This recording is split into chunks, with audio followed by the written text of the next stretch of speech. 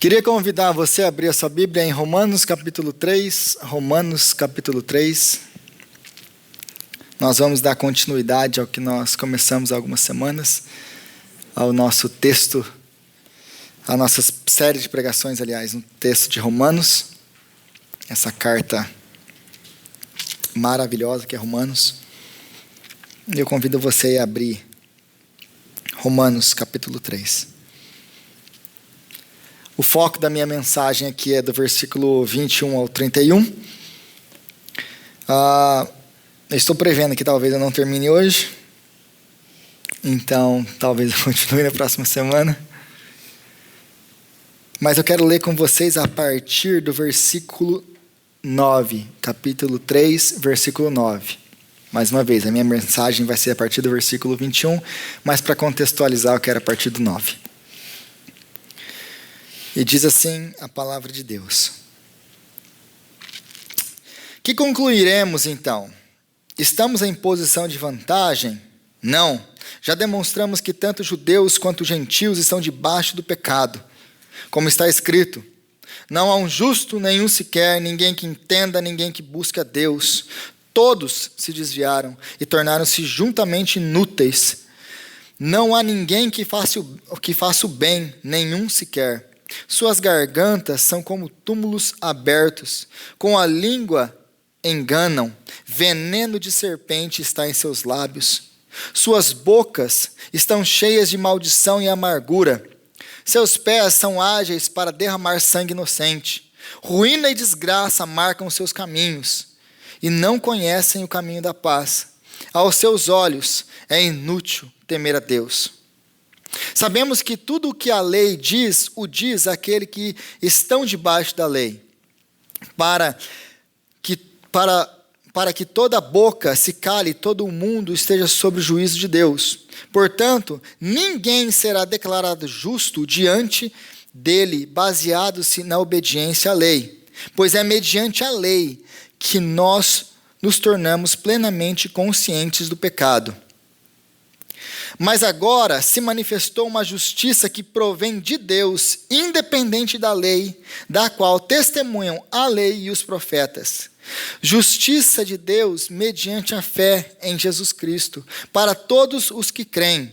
Não há distinção, pois todos pecaram e estão destituídos da glória de Deus, sendo justificados gratuitamente por sua graça, por meio da redenção que há em Cristo Jesus. Deus o ofereceu como sacrifício para a propiciação, mediante a fé, pelo seu sangue, demonstrando a sua justiça. Em sua tolerância havia deixado impunes os pecados anteriormente cometidos, mas no presente demonstrou a sua justiça, a fim de ser justo e justificador daqueles que têm fé em Jesus. Onde está então o motivo de vanglória? É excluído. Baseado em que princípio? No da obediência à lei? Não, mas no princípio da fé. Pois sustentamos que o homem é justificado pela fé independente da obediência à lei. Deus é Deus apenas dos judeus? Ele não é também Deus dos gentios? Sim, dos gentios também, visto que existe um só Deus que pela fé justificará os circuncisos e os circuncisos. Anulamos então a lei pela fé? De maneira nenhuma. Ao contrário, confirmamos a lei. Romanos capítulo 3 é um dos textos, na minha opinião, na opinião de muita gente, o principal texto de toda a Bíblia. Esse texto que nós acabamos de ler, Romanos capítulo 3, do versículo 21 ao versículo 31, é o capítulo central de toda a Bíblia. Porque aqui nós encontramos a razão da nossa salvação. Aqui nós encontramos o que é o Evangelho de Jesus Cristo. Então é isso que nós vamos conversar hoje. E aí a gente vai dar continuidade, na verdade, àquilo que a gente já começou a fazer nessas últimas semanas. Porque em Romanos 3, o apóstolo Paulo agora ele vai resumir aquilo que ele começou no capítulo 1. Ele vai trazer de volta esses temas que ele já lançou no capítulo 1. E aí no versículo 21 a gente lê: mas agora se manifestou uma justiça que provém de Deus, independente da lei, da qual testemunham a lei e os profetas. Porque lá em Romanos capítulo 1, se você voltar a sua página um pouquinho, versículo 2, Romanos 1, 2, o qual foi prometido por ele de antemão, por meio dos seus profetas nas escrituras sagradas. Ele está falando que ele foi chamado para o evangelho de Jesus Cristo. E esse evangelho que ele prega não é uma invenção nova, não é uma invenção dele. É o evangelho que foi prometido no Antigo Testamento pelos profetas e pela lei. Então o evangelho não é uma invenção do apóstolo Paulo. E aqui em Romanos 3, 21, ele está pegando exatamente isso. Ele eu já falei para vocês no capítulo 1, versículo 2. Aqui ele está retomando. O evangelho, ele é todo o Antigo Testamento aponta para Cristo, como diz o autor de Hebreus. Todo o Antigo Testamento são sombras daquilo que haveria de vir. A realidade, porém, encontra-se em Cristo. E aí no versículo 22, ele diz: justiça de Deus mediante a fé em Jesus Cristo, para todos os que creem, não há distinção. Onde que a gente encontra isso? Antes, em Romanos, no capítulo 1, quando ele vai dar Romanos capítulo 1, versículo 17, que é a sua tese. Lembra que eu falei que Romanos capítulo 1, versículo 16 e 17 é a tese do apóstolo Paulo. Qual que é a tese do apóstolo Paulo? Eu não me envergonho, versículo 16, eu não me envergonho do evangelho, porque é o poder de Deus para a salvação de todo aquele que crê, primeiro do judeu, depois do grego. Porque no evangelho é revelada a justiça de Deus, uma justiça que do princípio ao fim é pela fé. Como está escrito, o justo viverá pela fé.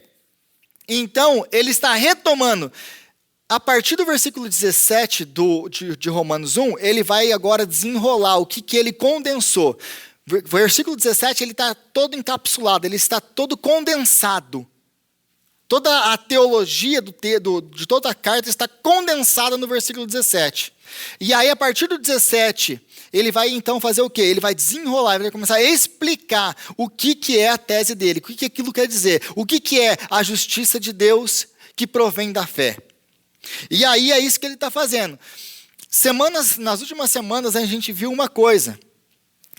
A partir do versículo 18 do capítulo 1, ele olha, lembrando que o apóstolo Paulo está escrevendo esse texto para uma congregação se encontrar na cidade de Roma. Dentro dessa congregação, dentro dessa igreja, existiam gentios e judeus. Tendo isso em mente, a partir do versículo 18, ele começa a falar o quê? Que todo gentil é pecador e merece o julgamento de Deus. Todos eles, sem distinção. E aí, quando os judeus, né, a gente olhando para a carta, os judeus já começam, é verdade, os gentios são mesmo pecadores, idólatras, imorais. Quando a gente já começa a ter esse senso, os judeus já começam, é verdade, apóstolo Paulo, eles são assim mesmo. No capítulo 2, o apóstolo Paulo vira a sua mira e começa a atirar em quem? Nos judeus. Que foi isso que a gente viu semana passada. E aí agora, capítulo 1, ele acusa os gentios de serem pecadores e necessitados da graça de Deus. No capítulo 2, ele acusa os judeus que têm a lei, que são chamado povo de Deus, de serem pecadores e necessitarem da graça de Deus, da glória de Deus, da justiça de Deus. Então é isso que a gente viu nessas duas últimas semanas. E aí ele vem falando então o quê? Olha, tanto os judeus quanto os gentios precisam da graça de Deus. Porque é isso que ele vai falar aqui. Não há, versículo 10 do capítulo 3, não há um justo nenhum sequer. Não há um justo nenhum sequer. Ele começa o capítulo 1 e conclui no capítulo 2 e 3 a questão dos gentios e dos judeus com relação ao pecado, para concluir aqui no capítulo 3, 10. Ele mostrou que gentios são pecadores, que judeus são pecadores. Conclusão: não há um justo, nenhum sequer, ninguém que entenda, ninguém que busque a Deus. Nenhum.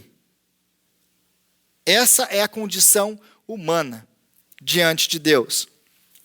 E aí, aí a gente pode começar a se perguntar o porquê precisamos da justiça de Deus. Por que nós precisamos da justiça de Deus? Por que ele tem que imputar a justiça dele sobre nós? E a resposta que ele vai dar, e é por onde ele começa o evangelho, e toda a pregação do evangelho, ela tem que começar a partir disso. Do quê? Da ira de Deus. Se você não pregar a ira de Deus, o evangelho não foi pregado. Se você não pregar a ira de Deus, você não pregou o evangelho de Jesus Cristo. Porque sem a ira de Deus, o evangelho não faz sentido. Você prega para alguém hoje, Jesus te ama e morreu por você, sem explicar o que? A ira de Deus. A resposta mais ou menos é essa. E tá, para que eu preciso que alguém morra por mim? Eu não preciso que ninguém morra por mim, eu não preciso do seu Jesus. E é por isso, exatamente por isso, que as pessoas não entendem o evangelho. Por quê? Porque elas não conhecem a ira de Deus, não conhecem os atributos de Deus, não conhecem quem é Deus. Então o evangelho, ele começa em Deus, não em nós. O nosso grande problema com as nossas mensagens é essa. Nós temos o homem no centro, porque nós somos, mais uma vez, essa sociedade pós-moderna. E a filosofia da pós-modernidade é exatamente essa, que nasce depois da modernidade. Qual que é a filosofia da modernidade? A modernidade, ela troca Deus, que vem com o iluminismo, troca Deus, tira Deus do centro, e agora quem é o centro? O homem. E aí nós vamos vendo essa troca, vivendo nessa troca, só que o problema da modernidade é que a modernidade cai com as duas grandes guerras mundiais. Porque a filosofia da modernidade era, nós podemos alcançar a felicidade pelo livre exercício da razão. Nós não precisamos de Deus. Essa é a filosofia da modernidade. Com as duas grandes guerras mundiais, o homem olha no espelho e ele vê um monstro. Todo aquele avanço tecnológico, tudo aquilo que ele pensava que ele podia alcançar, cai por terra. É um tapa na cara que Deus dá da modernidade com as duas grandes guerras mundiais. E aí nasce então, depois das duas grandes guerras, nasce o quê? A pós-modernidade, que é o período que nós vivemos. E muitas vezes a gente vai para a Bíblia com essa nossa cabeça pós-moderna e a gente quer que Deus que se explique para nós. Por quê? Porque na pós-modernidade o homem é o centro. O homem é a medida de todas as coisas. É você que define as coisas. Nada tem significado em si mesmo. Eu vou ler alguma coisa, o significado é aquilo que eu dou, não a intenção que o autor quis dar. Essa é a filosofia que nós lemos hoje. Apesar de você não pensar nessas coisas, você é influenciado por todo tipo dessa filosofia na televisão, no filme, no rádio, nas músicas, está em todo lugar. Então você não precisa, vou estudar filosofia para entender isso. Não. Você é bombardeado com isso todo santo dia. Então a pós-modernidade, assim como a modernidade, tirou Deus. Agora o homem é o centro. O homem é o centro. E por causa disso, a nossa tendência é ouvir cada vez mais pregações que quem é o centro? O homem. Porque se o homem não é o centro, a igreja não enche. Esse é o problema. E aí as pessoas estão dentro de igrejas cada vez mais carentes de depressivos e outras coisas. E não que vou tomar remédio depressivo seja errado. Esse não é o ponto. Mas pessoas que não entendem o tanto que elas são amadas. Por quê? Porque tem muita luz no homem. Tem muita gente dizendo, você é bom, você consegue. Os coaches da vida. Você vai conseguir, basta pensamento positivo. E ninguém mais fala da ira, ninguém mais fala dos atributos de Deus. E quando a gente tira Deus, gente, a gente não prega os atributos de Deus. Quem é Deus, o evangelho não faz sentido nenhum para a gente. Nada, zero. Zero. Então, o evangelho começa em Deus. Por quê? Por causa da ira de Deus. Porque foi isso que a gente viu em Romanos capítulo 1, versículo 18. A ira de Deus é manifesta do céu, ou a ira de Deus é revelada do céu por causa de toda a impiedade e injustiça dos homens. Que eu resumi nisso. A ira de Deus é revelada do céu por causa da quebra dos 10 mandamentos. Porque a impiedade está ligada a nosso não reconhecimento de que Deus é Deus e não dá graças a Ele. E a injustiça segue disso. Porque eu não reconheço que Deus é Deus, eu vou usar as pessoas em vez de amá-las. Então, a ira de Deus ela se revela do céu por causa da quebra dos 10 mandamentos. Por causa do pecado. Por causa do pecado. Então, a ira de Deus, ela se revela. Romanos 1:18. Então, por que eu preciso do Evangelho? Nós precisamos do Evangelho por causa do caráter de Deus. Nós precisamos do Evangelho. Nós precisamos da justiça de Deus por causa do caráter de Deus. Como assim, Rodrigo? Deus, ele não é um ser como nós, um pouquinho maior, com um pouquinho mais de poder. Deus, ele não é um ser como nós. Deus não é um pecador como nós. Deus é santo.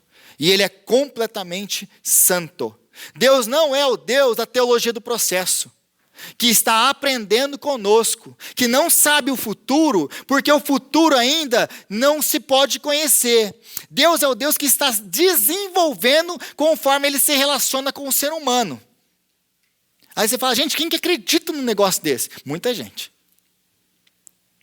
Deus não é esse Deus da teologia do processo. Deus não é o Papai Noel sentado lá no céu, olhando as suas criaturas, fazendo as atrocidades que nós fazemos, e falando, nossa, que bonitinho.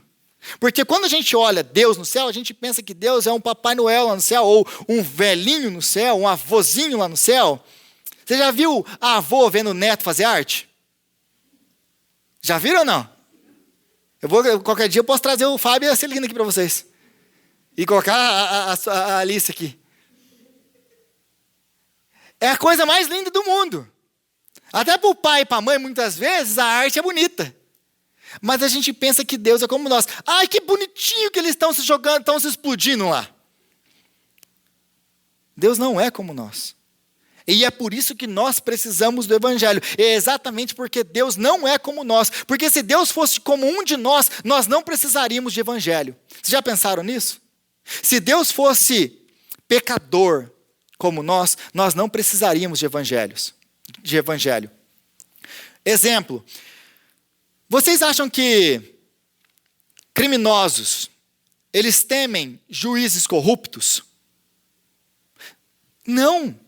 Eles não temem juízes corruptos, eles saem para almoçar com juízes corruptos. Não é essa a grande acusação do nosso país e de tantos outros países, que os nossos juízes são corruptos, que os nossos políticos são corruptos, que eles são tão criminosos quanto os outros, que os nossos juízes, julgando os casos, são tão criminosos quanto aqueles criminosos que eles soltam. Não é essa a nossa grande acusação contra o nosso país? E eu vou falar do meu país, porque eu tenho autor já falado do meu país. Não é a nossa acusação? Se Deus fosse como um de nós, pecador como um de nós não precisaríamos do Evangelho. Nós não precisaríamos. O Evangelho só é necessário por causa do caráter de Deus. Por quê? Porque Ele não é um juiz iníquo, Ele é um juiz santo. E nós somos maus. Nós somos pecadores. É o que o apóstolo Paulo está colocando exatamente aqui no capítulo 1, 2 e 3, para deixar muito claro, não existe nenhum sequer, nenhum bom. Ninguém que busca Deus, ninguém que o ame. Todos são. Aí a gente tem aquela lista maravilhosa que ele deu no capítulo 1 e no capítulo 2 de pecado. Esse é uma descrição nossa. Se Deus fosse comum de nós não precisaríamos do Evangelho. Faz sentido isso para vocês? O Evangelho é necessário. Por causa de quem? Por causa do caráter de Deus. O Evangelho por que o Evangelho é necessário? Eu pergunto para algumas pessoas. O Evangelho é necessário por causa que Deus ele tem que nos salvar. O Evangelho é necessário por causa do caráter de Deus. O Evangelho começa em Deus. Então, tudo começa em Deus. E aí, eu costumo ouvir algumas vezes uma ou outra pessoa que me fala isso aqui. Deus é amor. Deus, ele não pode se irar. Deus é amor. Deus, ele não pode se irar. E, aliás, gente, algumas pregações também é assim. Quero começar essa pregação dizendo que Deus, ele é amor. E ele não é ira. Aonde você leu isso? Deus é amor, ele não pode se irar. E aí a gente abre um texto, por exemplo, como o Salmo 7, que diz: Deus é o justo juiz, um Deus que se ira todos os dias. Deus é um Deus que se ira todos os dias. Como assim Deus se ira todos os dias? Ué, é fácil. Você já tentou assistir o jornal todo dia? É impossível você assistir o jornal todos os dias e não se irar por dentro com a maldade do ser humano, com a maldade que nós podemos cometer uns com os outros, com a injustiça, com gente morrendo de fome, enquanto nós temos comida suficiente para alimentar todos eles. É impossível nós, seres humanos, não ficarmos indignados com a injustiça, com a nossa injustiça, nós sendo maus. Então, se você tem o direito de se achar justo e condenar aquilo que você vê no jornal, por que Deus não pode ficar irado? Nós temos o direito de ficarmos irados, porque nós somos mais justos e santos do que Deus. E Deus, sendo santo, puro, justo, ele não pode se indignar e se irar com o mal.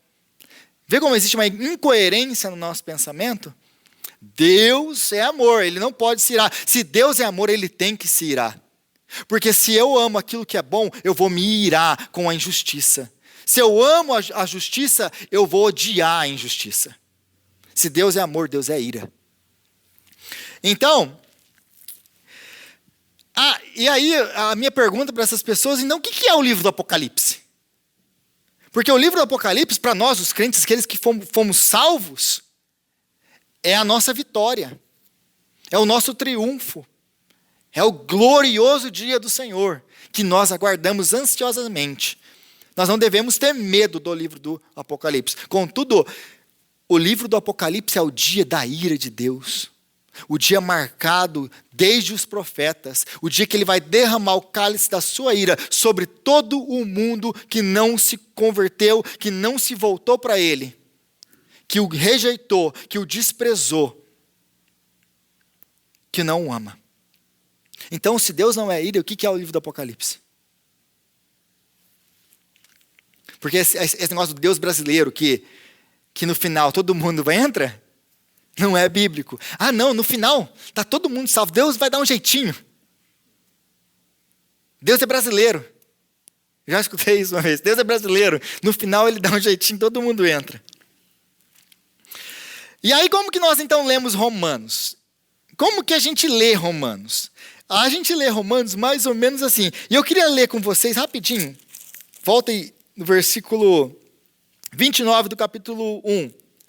Tornaram-se cheios de toda sorte de injustiça, maldade, ganância, depravação. Estão cheios de inveja, homicídio, rivalidade, engano e malícia. São bisbilhoteiros, caluniadores, inimigos de Deus, insolentes, arrogantes, presunçosos. E inventam maneiras de praticar o mal. Desobedecem aos seus pais. São insensatos, desleais, sem amor pela família.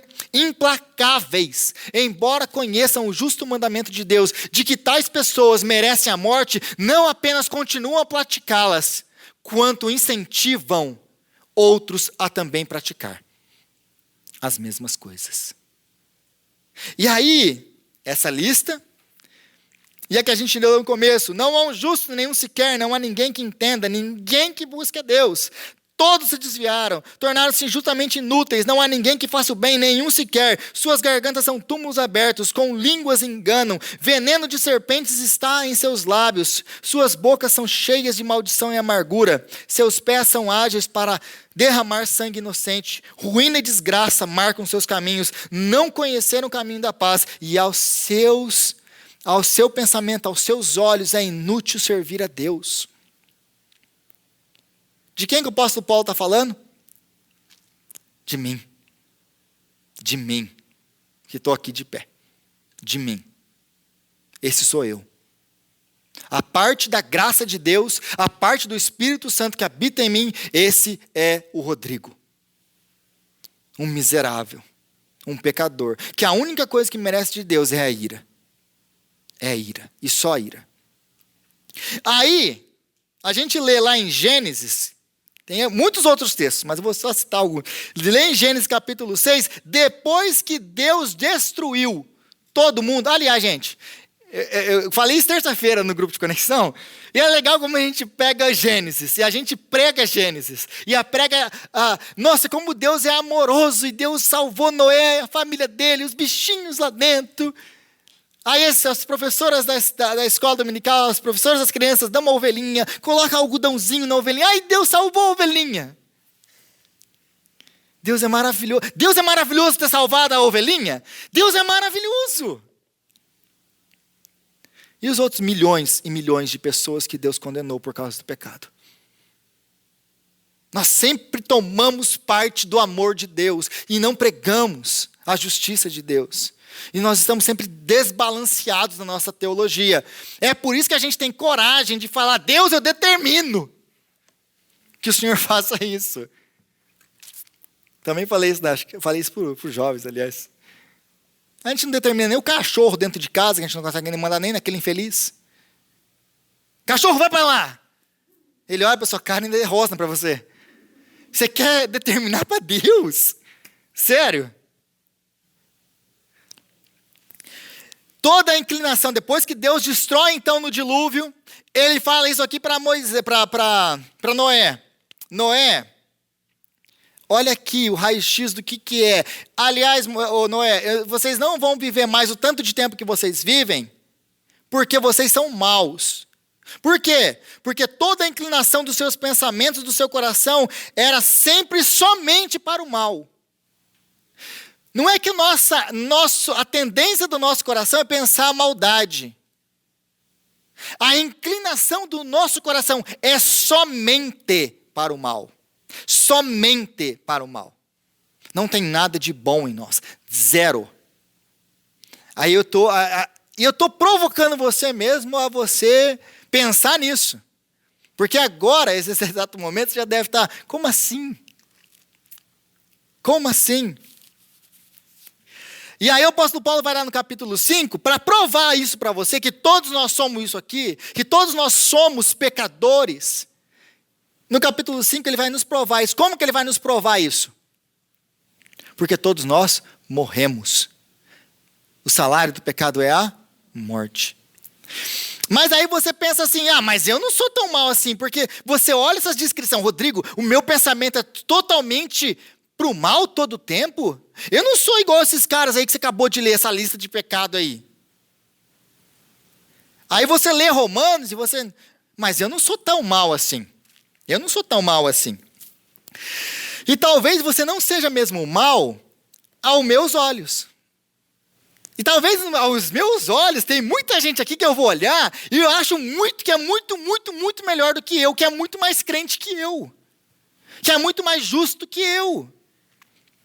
E eu estou olhando alguns de vocês daqui, e eu olho essa pessoa aqui, quem sou eu comparado com essa pessoa? Só que o nosso problema, a nossa base de comparação, não é o irmão da igreja. Porque muitas vezes, o meu irmão da igreja é assim, se ele faz isso, eu também posso fazer. Se ele não foi na igreja, eu também não vou. Se ele pode isso ou aquilo, eu também posso. Por quê? Porque o meu irmão da igreja está fazendo. Se o irmão da igreja está fazendo, eu também estou fazendo. Sabe qual que é o problema, gente? A nossa base de comparação não é o irmão da igreja. A nossa base de comparação é Cristo. Ele é o nosso modelo e não o irmão da igreja. Em comparação a Cristo, quem você é? Você viu como que a figura muda rapidinho? Então, comparando um com os outros, e que a gente pode até se achar legalzinho, bonzinho.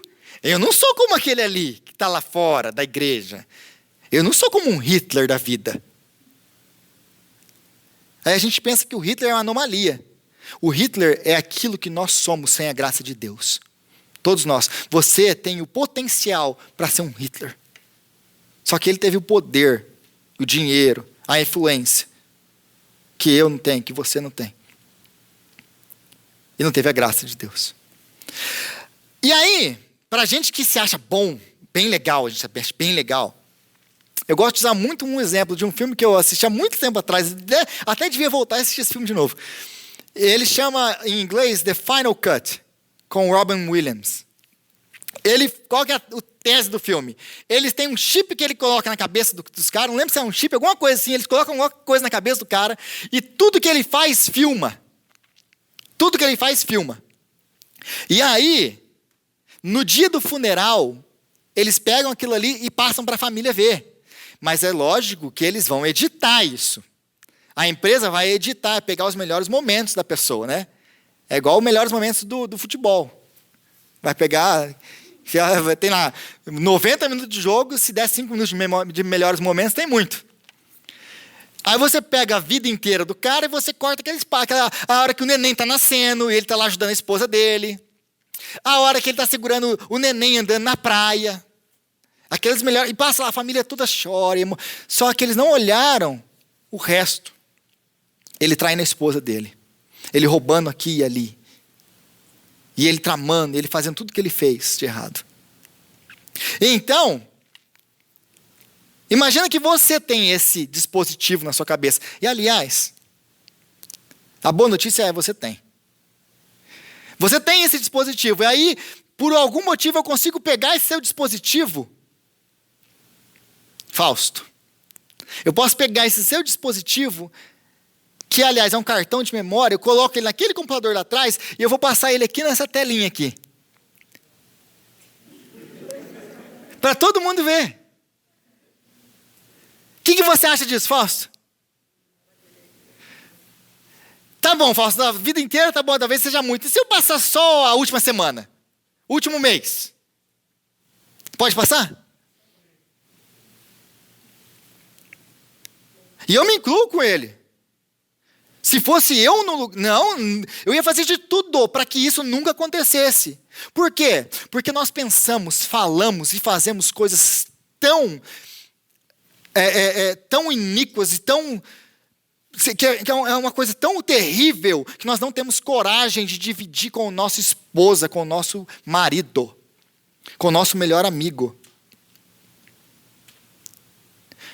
Mas, gente, eu, o Fausto, nós nos envergonharíamos em passar a nossa vida diante de vocês aqui, sabendo que você é como eu, igualzinho a mim. Que a sua vida é tão suja quanto a minha. Que nenhum de nós aqui é melhor um do que o outro. Nenhum de nós. Eu me envergonharia em passar isso aqui. Eu sairia por aquela porta lá e nunca mais voltava nessa igreja. Tamanha minha vergonha. Só que, lembra que eu te disse que você tem esse dispositivo? Esse dispositivo ele está aberto diante dos olhos de Deus. Que não é, como eu já disse no começo, não é como um de nós. Ele é santo. O que vai ser de você no dia que passarem esse filme na presença de Deus? Porque é esse negócio dos... Tragam os livros. E os livros foram abertos e os mortos foram julgados. O que são os livros? O que tem contido nesses livros? As nossas ações. Palavras, pensamentos, tudo diante de Deus, como um livro aberto. Como que vai ser quando nós nos apresentarmos, se nós nos apresentarmos diante do Senhor, sem o sangue de Jesus Cristo? Deus não é como um de nós. Deus não é como um de nós. Então todos pecaram e estão destituídos da glória de Deus, carecem da justiça de Deus por causa da ira de Deus, porque Deus não é como nós, Deus é santo. Um outro exemplo que eu gosto muito de usar, a gente pregou esses dias, eu fiz acho que 2 pregações em Jó, se vocês estavam aqui, vocês lembram disso? E no final do livro de Jó, Deus ele aparece para conversar com Jó. E ele começa a fazer algumas perguntas para Jó. E se você lembra do que eu enfatizei, Jó nunca tem uma resposta de Deus. Nunca. Deus vem e faz mais perguntas para ele. Onde você estava, Jó, quando eu criei as estrelas e as tirei em fila naquele dia e coloquei cada uma no lugar onde ela deveria estar? Onde você estava, Jó? Você é muito, muito antigo. Você deve saber o tamanho do mundo. Você deve saber o tanto de água que vai no mar. Ou na linguagem de Isaías, que no dia da criação, quando Deus cria, e ele fala para o mar, até aqui você vem, e daqui você não passa. Aqui eu faço parar as suas ondas orgulhosas. E o mar diz, amém. Sol, aqui você vai ficar. Planetas, vocês vão rodar nessa direção e vocês não mudam. E o sol e as estrelas e todos os planetas dizem amém. E toda a criação obedece a Deus em tudo. Aí Deus, ele fala para você. Ele olha para você e fala: Rivaldo, vem para a igreja. E você diz: não. Não. Rodrigo, faz isso. E eu digo: não. Eu não quero fazer isso. O que nós merecemos de Deus, gente? Está entendendo o porquê no dia do julgamento, quando Deus julgar todos os ímpios e mandar para o inferno todos eles, a criação vai aplaudir a Deus, porque Ele tirou da face da terra aquilo que condenou todo o universo junto com Ele, que foi o nosso pecado. Toda a criação vai se levantar em aplauso diante de Deus, quando Ele condenar os seus inimigos. Essa é a nossa situação diante de Deus. Essa é a nossa condição diante de um Deus santo. Todos pecaram. E aí ele vai falar, voltando lá em Romanos, capítulo 1, no versículo 21 e 22. Todos pecaram. Por quê? Porque eles não renderam graças a Deus. Não reconheceram que Deus é Deus e não lhes deram glória. O que é isso? É nós tomarmos a nossa própria vida para nós mesmos e tomarmos as nossas próprias decisões. Porque se toda a criação obedece a Deus do jeito que ela obedece, e Deus ordena, você faça isso, e ela faz, aí você vem, e a Bíblia nos diz que nós fomos criados por Ele e para Ele. São todas as coisas, nos céus e na terra. Tudo foi criado por Ele e para Ele. Nós fomos criados para Ele. E aí, Deus então, Ele tem um propósito, Ele tem algo que Ele te criou para fazer. E você e eu, nós ignoramos esse propósito. Para quê? Para fazer aquilo que eu acho que é bom para a minha vida. Não, mas eu te criei para isso.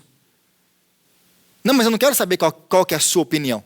Eu quero fazer isso. Essa é a minha vontade. E aí, o que é pecado? Pecado é você viver a vida que Deus te deu, que Deus te sustenta para você mesmo. Da maneira que você quer, ignorando completamente aquilo que Deus quer de você. Aquilo que Deus te criou para fazer. Gente, todos nós aqui, temos um propósito. Deus te criou com um propósito. Todos nós. Como você tem vivido a sua vida? Debaixo do propósito de Deus, daquilo que Deus quer para você? Ou você está aí, se decepcionando na vida, decepção atrás de decepção? Por quê? Porque você está fazendo os seus propósitos. Porque os seus propósitos são encontrados na sua própria vontade, naquilo que você decidiu para você, que é bom ou é ruim, aos seus próprios olhos. Não é esse o pecado de Adão e Eva? Decidir o que é bom, o que é certo. Eu quero saber o que é certo e bom aos meus próprios olhos. É tomar as minhas próprias decisões, ignorando Deus. Como você tem vivido sua vida? Você tem buscado o Senhor diligentemente em oração para saber o que Ele quer de você, o que Ele tem para você? Ou você tem ignorado o Senhor? Porque não buscar o Senhor em oração, não ler a Bíblia, não estar na presença do Senhor é o ignorar. Porque nós sabemos que para buscarmos o Senhor, nós precisamos de oração e de Bíblia. Se eu não estou fazendo isso para tomar as minhas decisões, se eu não estou fazendo isso para viver a minha vida, eu estou ignorando o Senhor e vivendo a minha vida do jeito que eu quero viver. Vocês entendem a seriedade disso? Se todo o planeta, se todo o universo obedece a Deus dessa maneira, se toda a criação obedece a Deus dessa maneira, como eu e você temos que obedecer a Deus? Da mesma maneira. Muito mais nós, os seus filhos. Então o pecado é essa ofensa contra Deus, que é tomar aquilo que de Deus, a dádiva que Ele te deu, que é a sua vida, para você mesmo, sem lhe render graças, que é o que Romanos capítulo 1 falou. É não glorificar a Deus, é não render graças a Deus, é se achar um autônomo, achar que você não precisa de Deus. Sendo justificados gratuitamente pela graça. Graça, agora aqui é que começa a mudar a nossa história. sendo justificados gratuitamente pela graça. Eu espero ter pintado o pano de fundo preto o suficiente para agora você entender quem você é e quem Deus é. Eu dei esse exemplo na terça-feira, no grupo de conexão, no Novos Membros. E eu perguntei para eles assim, onde que estão as estrelas? Onde estão as estrelas? Onde que elas estão na hora do almoço? No meio-dia? Onde que elas estão? Aí a resposta foi, no mesmo lugar. Então por que eu não consigo ver as estrelas na hora do almoço? No meio-dia? Ué, porque tem sol, tem muita luz. Exatamente. Esse é o meu ponto aqui em falar tudo o que eu falei. Porque, como eu disse no começo, se eu não explicar a ira de Deus e quem nós somos diante de Deus, daqui para frente, aquilo que eu vou pregar daqui para frente não faz sentido. É graça barata. É olhar para o que Cristo fez na cruz e dizer, eu não preciso disso. Ele morreu porque ele quis. Quem disse que eu preciso de Jesus? Ah, seu miserável, você não sabe o tanto que você precisa. E aí, aqui começa então a mostrar o diamante da graça de Deus demonstrado em Cristo Jesus. Porque se essa é a minha condição, se essa é a sua condição, o que Deus tem que fazer comigo, com você? Só tem uma coisa que Ele tem que fazer comigo, com você, nos mandar para o inferno. É só isso que Ele tem que fazer. É só isso. Mas Deus, sendo rico em misericórdia, com grande amor com que nos amou. Gente, Deus amou isso aqui que eu acabei de descrever. Ele te amou e Ele me amou. É por isso que você está aqui essa noite. Aí você consegue ver que o tamanho da ira de Deus, ela é grandiosa demais. Mas quando a gente olha por amor de Deus, através da ira dele, o amor de Deus é incomparável, é grande demais. Aí eu não posso mais tomar essa graça como uma graça barata. Eu não vou mais olhar o que Deus fez por mim em Cristo da mesma maneira. Quando eu entender o quê? Quem eu sou. E quem Ele é. E quem Ele é. Então, sendo justificados gratuitamente por sua graça, versículo 24. Gente, eu não preciso ser um scholar, eu não preciso ser um estudioso do grego, para o quê? Para saber que existe algum tipo de redundância aqui. Sendo justificados gratuitamente por sua graça. Como assim? Sendo justificados pela graça, graça? Porque o que é graça? Graça é favor imerecido. É você ganhar aquilo que você não merece. Graça é uma coisa gratuita. É grátis. Para nós. Você ganhou. Você não tem nada que você possa fazer para ganhar alguma coisa. Tem? Não. Isso é graça. E aí, se eu puder dar um curso de religiões comparadas em 1 minuto. Curso de religiões comparadas. O que é curso de religião comparada? Você pegar todas as religiões do mundo e comparar entre elas o que elas têm em comum e o que elas têm de diferente. Isso é curso de religião comparada no seminário. Vou dar o curso de religiões comparadas em 1 minuto. Como que funciona a religião? Você pode separar as religiões do mundo inteiro em 2. Mas, Rodrigo, tem muita religião e muito diferente da outra. Não. 2 religiões nós temos no mundo inteiro. 2. A religião das obras e a religião da graça. Um dia, C.S. Lewis estava passando pela universidade e tinha um monte de professores discutindo e etc. nessa questão de religiões comparadas, e eles queriam saber o que o cristianismo tinha de diferente de todas as outras religiões. E C.S. Lewis deu como de braço para assim, pensou, isso é fácil. A graça. A graça. Então, se eu colocar todas as religiões do mundo desse lado, todas elas desse lado, todas são pelas obras. Se você perguntar para qualquer um deles, por que você vai para o céu, para o paraíso, ou para sei lá onde você vai depois da morte? Para onde você vai? Eu vou para esse lugar. Por quê? porque eu fiz isso, porque eu obedeci aquilo, porque eu.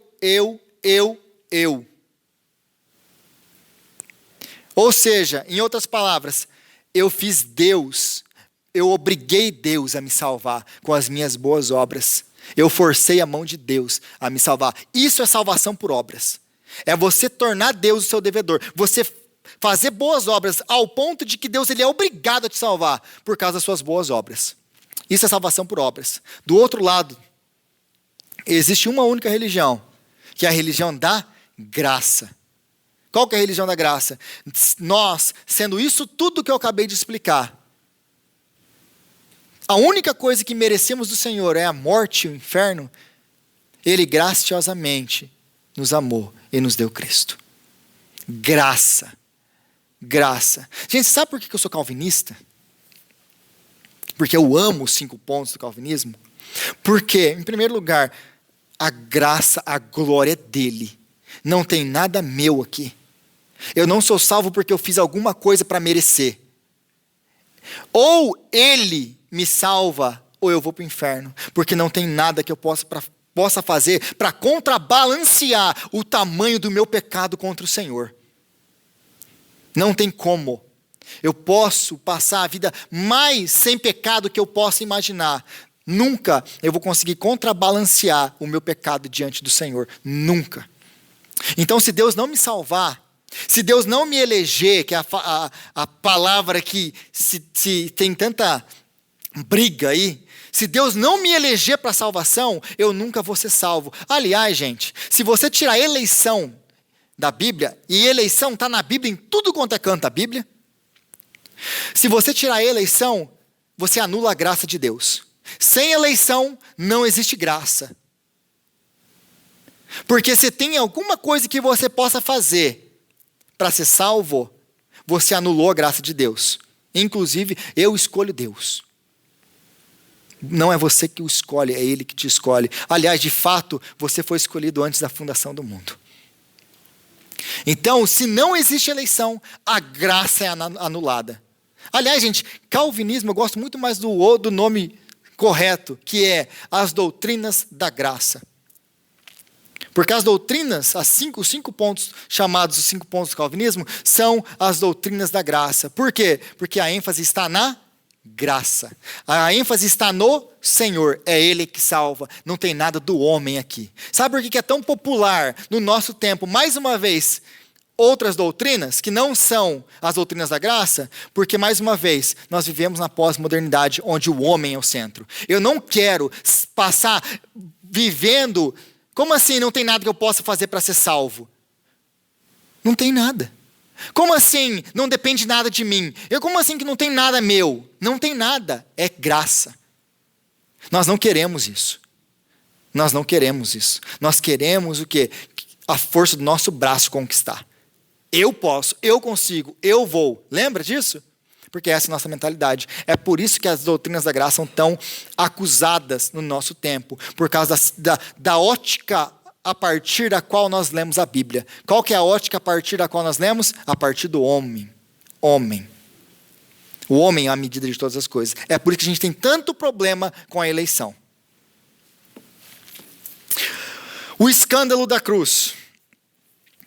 E aí lá em Gálatas, e esse é o escândalo da eleição. Esse é o escândalo da cruz que o apóstolo Paulo prega.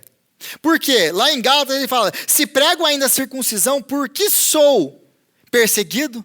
Logo, o escândalo da cruz é aniquilado. Qual é o escândalo da cruz? Não tem nada, não é por obras, é graça, somente graça e graça. Então o apóstolo Paulo fala aqui, gratuitamente pela graça, é para reforçar, é graça.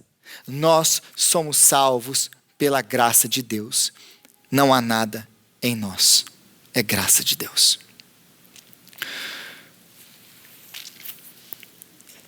E é pela redenção que há em Cristo Jesus. Eu cheguei no versículo 24. Eu não vou conseguir chegar no versículo 31 hoje. Eu vou continuar isso semana que vem. Mas eu concluo com isso. Nós, sendo esses seres que nós somos, merecedores de uma única coisa de Deus, a ira. Deus nos amou de tal maneira que deu seu Filho, o seu único Filho, o objeto eterno do seu amor, para demonstrar o tanto que Ele ama pecadores como nós. O tanto que Ele nos ama, Ele nos deu Jesus Cristo para morrer por nós naquela cruz. Para o quê? Para nos livrar da sua ira, para nos livrar da morte, para nos tornar filhos de Deus. Para nos tornar filhos de Deus. Pela cruz Ele nos salvou. Essa é a mensagem da cruz. Esse é o evangelho de Jesus Cristo. Não é o evangelho do triunfalismo. Não é o evangelho de vem para Jesus e a sua vida vai ser transformada. Ela vai ser transformada mesmo. Mas não estamos dizendo que você vai ter o seu carro novo, a sua casa nova e tudo novo que você está querendo ter. Ou sei lá o que você quer. Porque Deus não é objeto que a gente vem para a igreja e Deus, então eu vou para a igreja para Deus me dar isso.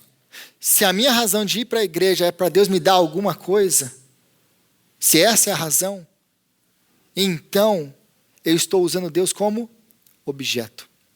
Deus não é Deus na minha vida. Ele é o objeto pela qual eu estou querendo usar para conseguir aquilo que eu quero. E é por isso que muita gente vai embora da igreja. Por quê? Porque Deus não me deu aquilo que eu queria. Ou porque Deus tirou isso e nada podia tirar isso. Isso era o centro da minha vida. E Deus tirou. Ou Deus permitiu que fosse tirado. Então você está certo. O centro da sua vida não era Deus. Era isso daí. Era isso daí.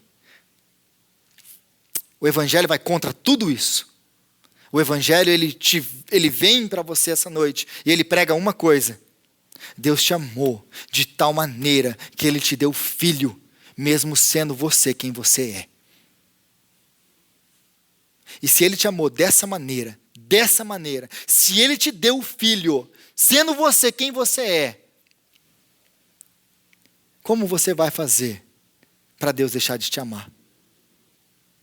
Porque Deus nunca te amou e nunca te escolheu por causa de nada que você fez. Ele te amou. Ele te escolheu. Porque Ele é amor. Porque Ele é amor. E essa é a confiança que a gente tem para enfrentar essa semana que vai começar.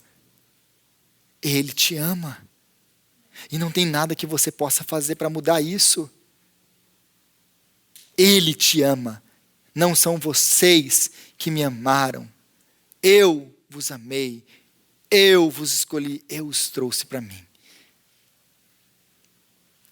Senhor, nós te agradecemos, ó Pai, pela Tua palavra. Santa, verdadeira, em tudo que ela afirma. Deus, obrigado, ó Pai. Porque o Senhor nos deu Cristo. Mesmo nós sendo quem nós somos.